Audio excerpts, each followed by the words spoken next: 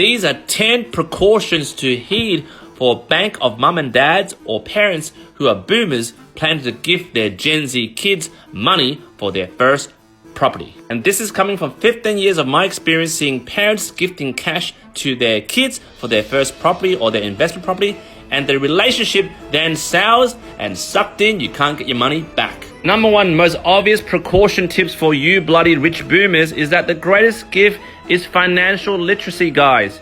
Remember, teach them your kids to fish at an early age and don't just give them the bloody fish. Guys, if gifting your kids easy cash to get into the property market so they can have a better life, it's just a shortest way to failure for your kids. They don't learn jack, they get a handout, they don't learn to fish because they're eating their bloody fish and you're feeding them.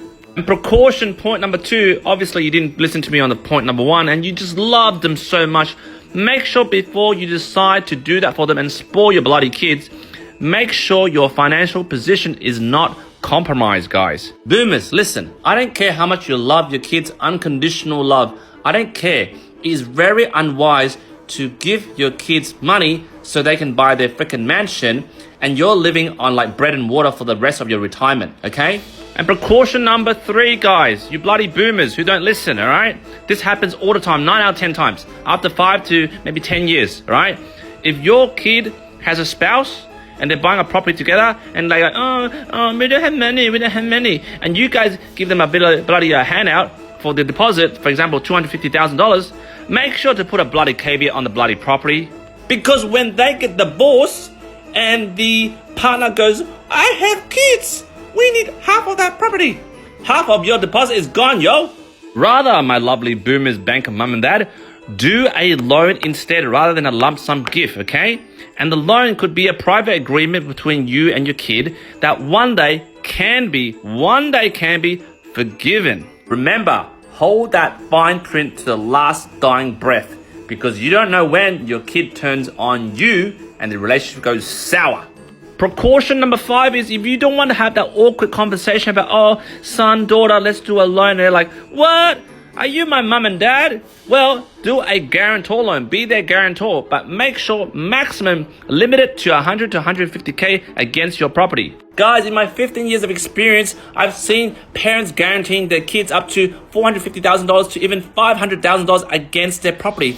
Don't do that because if your kids who were not taught to fish and just crazy spending and then somehow defaulting on their own mortgage, they'll go after your home, your retirement home. And precaution number 6 is be careful of your Centrelink pension. Gifting prior to receiving your pension, especially within 5 years of your retirement, you'll be subject to asset tests. Make sure you're aware of the asset test before you retire and before you give. For example, assets reduced by max 30K per 5 years and 10K max per year.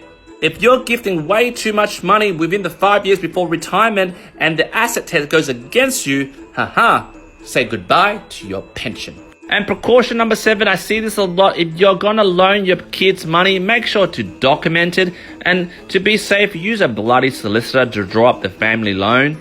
And precaution number 8, this is a smart boss move, which most of the smarter boomers will know this.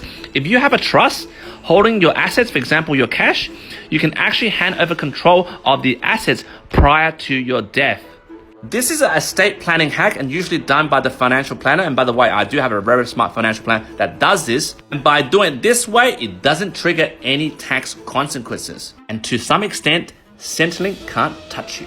Precaution number 9, in relation to a trust, if you go give the money to your kids and they have a potential naughty spouse, get your kids to buy the property under a family trust to protect the bloodline.